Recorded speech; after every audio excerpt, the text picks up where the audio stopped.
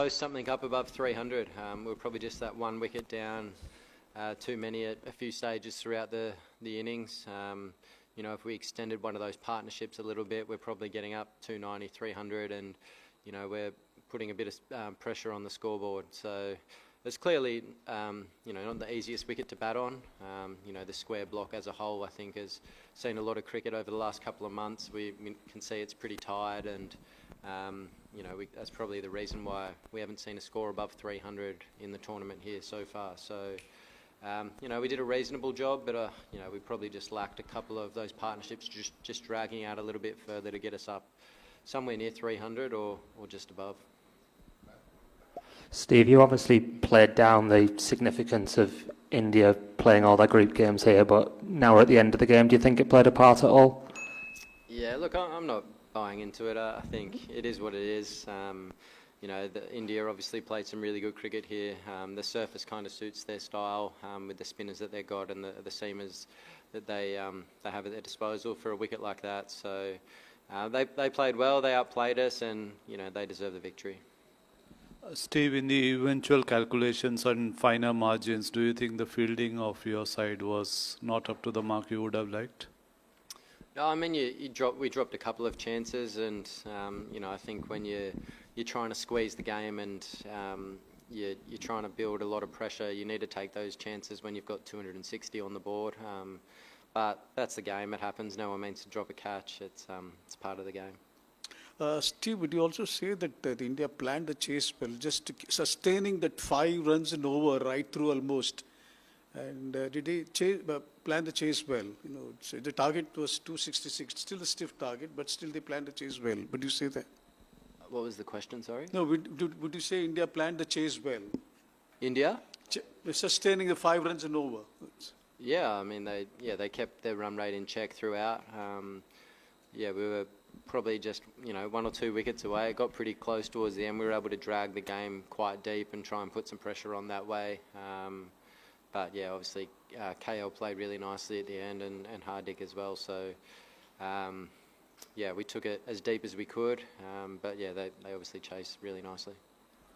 Steve, how much difference in Dubai pitches and Gaddafi Stadium Lahore pitches? You played in Lahore, so different result, do you think? The wickets we played on, they're completely different tracks. This one's quite slow, 2-pace, took some spin. I think the Gaddafi track's arguably one of the best one-day wickets in the world for batting.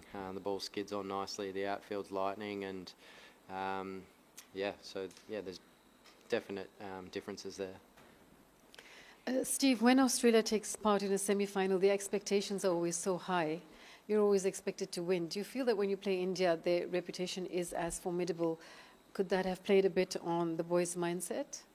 Not really. I mean, I think we've got pretty good records in big games, in ICC events, and I thought the guys turned up and did a really good job. There's obviously a bit of inexperience in our team, particularly our bowling attack. Some new guys there who I thought did a really good job as well. So. They're going to be better for the exposure to a big event and playing against world-class players like the ones we came up against today and throughout the tournament. So plenty of positives to take from it. Steve, can you talk us a little bit through your dismissal and also kind of that period of the game in general? Was that a big moment? Yeah, missed a full toss. Wasn't ideal. My plan was kind of to try and put the seamers under a bit more pressure and just rotate the spin, but I didn't do it very well.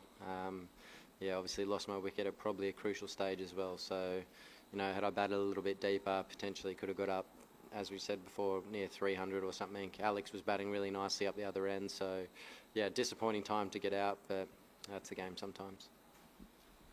Steve, you have been a long time contemporary of Virat. So what do you have to say about the way he chases down the high targets and controls it? Can you say something about that? Yeah, I mean, he's arguably the best chaser the game has seen. He's done it numerous times against us. He controls the tempo of the game really well, plays to his strengths and takes the game deep. So, I thought he played really well again tonight. Hi, Steve. This is Abdullah from Gulf Today. Steve, you are one of the best team in the world at any given point of time. And after posting a competitive total of 264, you lost the match. So, what kind of total do you think is a team should post to win the match on this pitch? I mean, that's a difficult question. I think, yeah, I mean, somewhere up around 300, I think, on that surface would have been a really good total. You know, there's a bit of scoreboard pressure. You've got to take a few more risks, I guess, to get above the rate. You know, with 264, they were able to absorb a few balls here and there and take the game pretty deep. So, yeah, I think 300 would have been nice, but, yeah, we weren't able to do that.